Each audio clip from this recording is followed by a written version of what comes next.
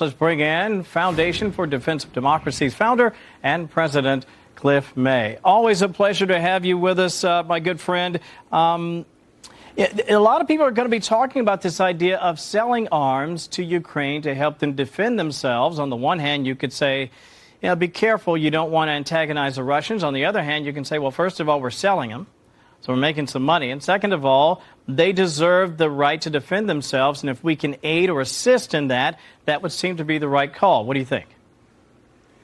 That's absolutely the case. Of course, they're an independent country. We're an independent country. We have the right to sell arms, as you point out. We're not actually even selling them directly. We're going to sell them through our European friends. They'll pick up the check. We'll be able to create more arms. These are not the most sophisticated arms we have, but it's helpful. The Ukrainians have a right to defend themselves, and this begins to put some pressure on Putin. And President Trump has been trying very hard to show respect for Putin, trying very hard to cut him slack, to give him a way to get to the table. He doesn't want to do it. Why doesn't Putin want to sit down with Zelensky?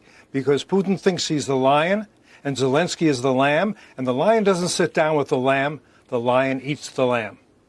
This is the complication of this storyline. People keep saying that talk is good, but I almost never feel like there's any progress being made. And that's not a knock at Witkoff. I think he's doing all the special envoys, doing all he can.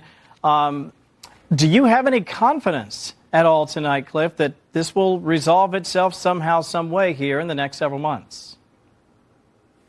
No, because it's very clear at this point that Putin does not want peace or a path to peace. He wants victory. He wants conquest. He wants to destroy the independence, the sovereignty, the freedom of the Ukraine. He doesn't like the idea of a nation with political parties and free press next door to him. And besides, and I've told you this before, but I'm going to repeat it for those who haven't heard, Putin thinks he's the Tsar, and his mission is to restore the Russian Empire. And to restore the Russian Empire, that means he has to have Ukraine, Belarus.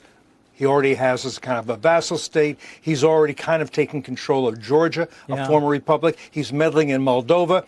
And believe me, the Baltic countries, they're very nervous about what he might do next if he were to succeed in Ukraine. Now, it's very important that Putin does not win. Putin has a no-limits partnership with China, and by the way, in the news today as well, as you know, he's going as a special guest to visit with Xi Jinping, who has the strongest, biggest communist party in all world history. Think about that. Yeah, it's incredible, and the truth is he has these fantasies about reestablishing the USSR.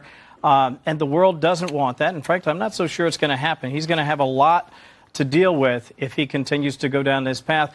Cliff, we're short of time tonight. As always, my friend, I appreciate your knowledge and your input. Have a wonderful weekend. Always an honor and a pleasure to be with you, Kev. Thank you so much. The great Cliff May.